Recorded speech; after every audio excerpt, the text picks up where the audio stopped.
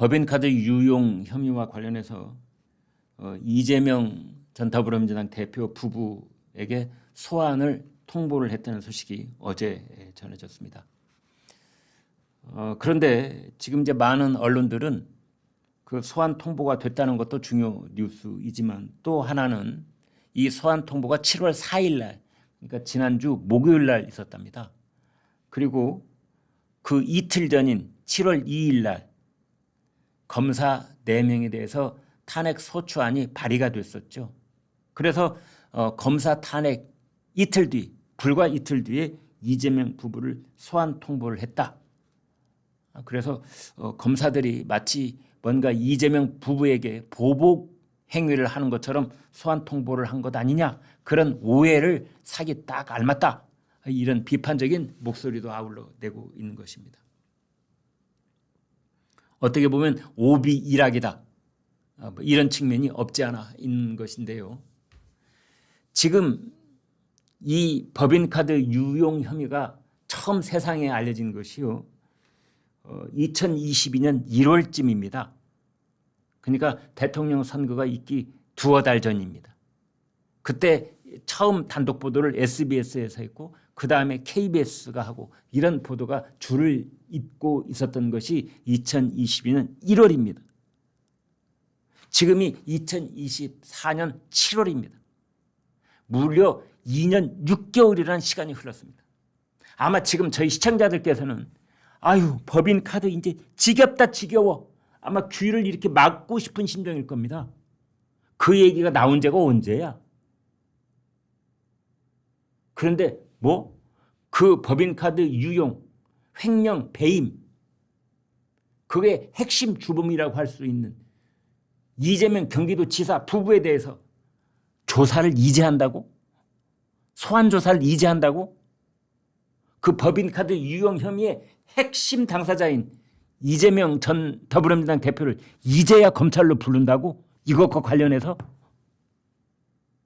아마 이런 생각 여러분 안 드세요? 다들 고개를 갸웃한 겁니다. 이제까지 검찰은 뭐 했지? 이재명 전 대표는 7가지 사건 10가지 혐의로 지금 수사를 받고 있거나 재판을 받고 있습니다. 그런데 법조인들이 이구동성으로 하는 이야기가 있습니다.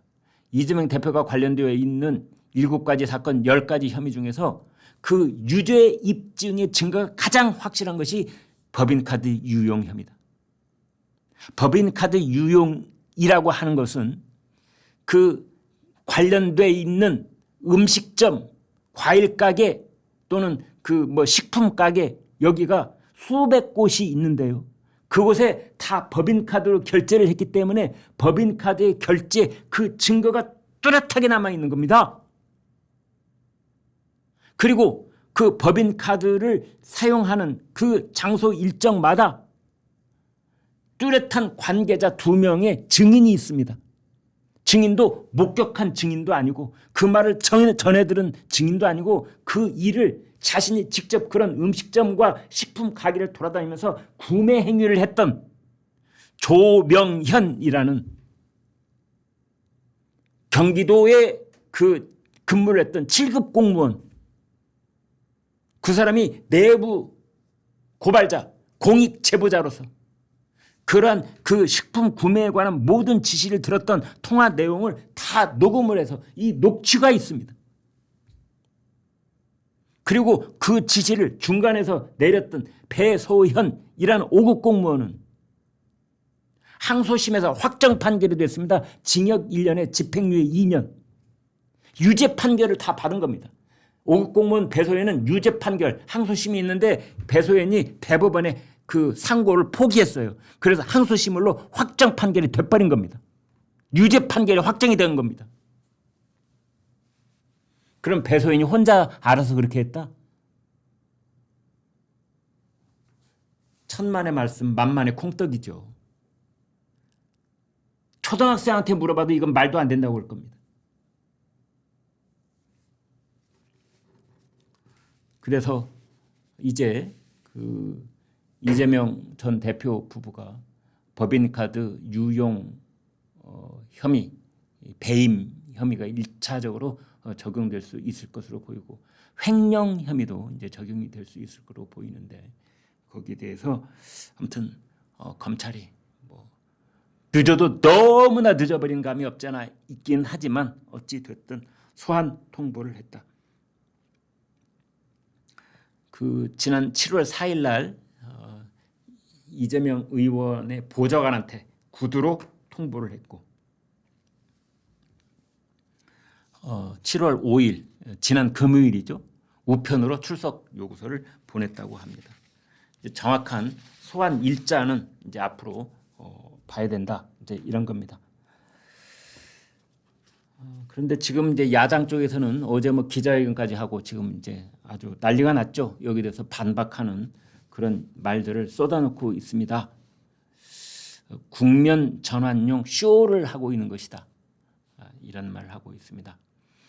그러나 검찰은 통상적인 수사 절차를 밟고 있을 뿐이다. 특히 김혜경 씨 배우자에게 관용 차량을 무단으로 사용했고 개인 수행비서 역할을 하는 배소연 씨가 법적 근거도 없이 경기도 별정직 공무원으로 채용됐다는 그런 의혹도 있는 겁니다. 아까 말씀드린 배소연 씨 징역 제가 1년이라고 그랬나요? 징역 10개월에 집행유예 2년 선고를 받았습니다. 이재명 대표 아마 검찰에 출석하지 않을 수 없을 텐데요. 그렇게 출석을 하면은 이재명 대표는 7번째로 검찰에 출석하는 조사를 받아야 하게 되는 것입니다. 아무튼 수원지검에서는 이번 출석 요구는 형사소송법에 근거한 통상의 수사 절차이고 고발된 혐의 사실에 관해 당사자의 진술을 듣고 소명할 기회를 주기 위한 것이다. 이렇게 말하고 있습니다. 최근 더불어민주당의 지지율이 급락을 하는 그런 이제 추세를 보이고 있는데요. 그래서 지난 4월 10일 총선에서는 이겼지만 그 이후 이 지지율에서는 하향 곡선을 면치 못하고 있어서 총선은 이겼지만 지지율은 지고 있다. 이재명의 민주당이 가진 두 개의 얼굴이다. 이런 말도 나오고 있습니다. 지난 2달 동안 더불어민주당의 지지율이 계속 고개를 숙이고 있습니다. 지난 금요일 발표된 한국갤럽 여론조사를 보니까 민주당 지지율은 29%, 국민의힘 지지율은 33%입니다. 그래서 국민의힘과 민주당의 지지율 격차는 4%포인트 차이입니다. 총선에서 이긴 정당 지지율이 이렇게 답보 내지는 하향 곡선을 그리고 있는 것은 매우 낯선 풍경이다 이렇게 볼 수 있겠습니다. 4년 전인 21대 총선에서 그때도 민주당이 압승을 했었는데 총선 직후 민주당 지지율은 47%까지 수직 상승한 적이 있습니다. 물론 지금도 민주당 지지율이 높게 나오는 여론조사가 있죠.